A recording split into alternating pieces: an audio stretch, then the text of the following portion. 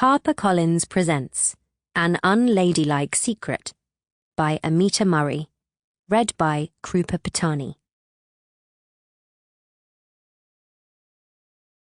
To HKN, my granddad, for finding the gentlest, most creative and compassionate way through life, and for all the stories. Your grandkids are better people for having known you. And to all 4 grandparents for opening their bookshelves to me, and always having the time for a lively book analysis. Chapter 1. Mira's soul was leaking out to the open sea, into a world of shifting blues and greens and purples, and colours for which she had no name. The sea wasn't calm. It was writhing. A hungry monster lashing inside its belly. A keening wind pulling and slamming at the waves. Like calling to like. Down here, in Devonshire, it was impossible not to answer the call. Though Mira wasn't sure if the call was out there in the ocean or inside her. The tug of the open blue scared her. It was one thing to stand on the shingle and watch the thrashing waters, but to get inside, be submerged. Mira shivered. No. The water held too many terrifying memories. It was safer to admire it from a distance. It had taken 4 days to get from London to the south coast. Mira and her friend Ursula had stopped to rest, and to give Ursula time to see, describe and draw every single plant she saw on the journey.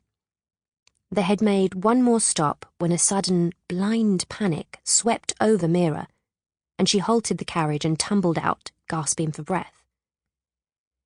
She had stood by the side of the road, wondering if she would always feel like this now, if the panic in her belly would ever go away. Just last week, the sound of someone singing at the theatre had brought it on, and she had rushed out into the night, clutching the silver hairpin she wore in her hair. A mini dagger, its head a carving of Gali, with her tongue sticking out, the only thing Mira had of her mother's from India. Mira often thought that India had slipped away from her. Not only had the picture of the country become fuzzy over the years, but she couldn't even locate it within herself. She couldn't find the child she had been when she lived there. She had held the hairpin close to her until the dread passed.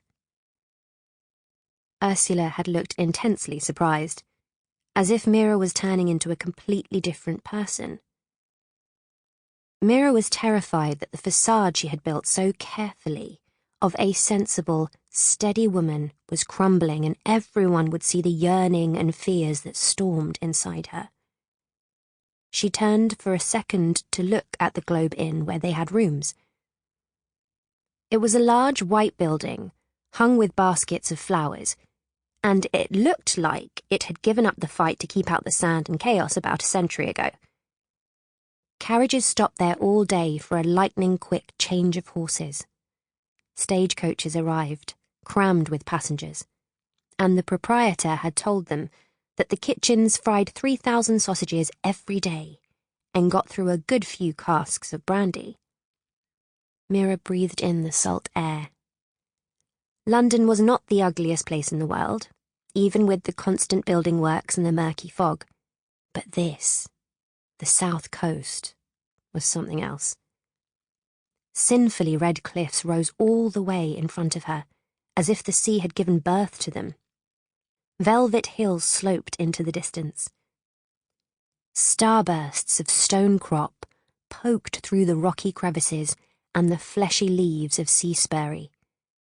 Ursula had pointed it out, danced naked in the breeze. She sneaked to look all around and decided not to bother with a female companion. Out here, who would care? And anyway, they already thought she was an eccentric spinster from the city. She set off along the coastal path.